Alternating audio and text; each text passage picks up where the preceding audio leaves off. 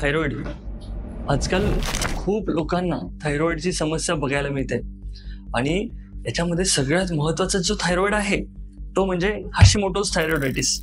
मित्रांनो, होमिओपॅथी तुम्हाला हाशिमोटोज थायरॉइडायटिस मधून बरं करण्यासाठी मदत करू शकतं. तर बऱ्याच रुग्णांना तर हा थायरॉइड माहितीच नाहीये. मोस्टली तुमची स्वतःचीच प्रतिकार क्षमता तुमच्याच थायरॉइड ग्लँडला नुकसान पोहोचवते आणि हा आजार तुम्हाला होतो.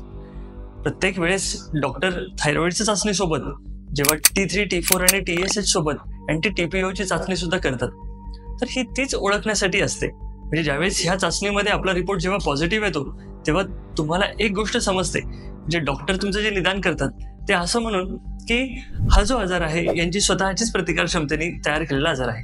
व त्यामध्ये बऱ्याचदा अनेक पथ्य सांगितलं जातं किंवा एक थायरॉइडची गोळी आयुष्यभरासाठी तुम्हाला ही घ्यावी लागेल असं सांगितलं जातं. पण मित्रांनो, आपण ही गोळी नक्कीच टाळू शकतो. जर समजा तुमची प्रतिकार क्षमता आपण होमिओपॅथी औषधाने जर बरी केली, जे की आपण इम्युनो कॉन्स्टिट्युशनल मेडिसिन जेव्हा आपण रुग्णाला देऊ त्यावेळेस त्याचं हाशिमोटोज थायरॉइडायटिस हे बरं होऊ शकतं. त्याच्या अँटी टीपीओची जी रिडिंग्स आहेत ते सुद्धा कमी येऊन त्याचं थायरॉइड मुळातनं बरं होऊ शकतं.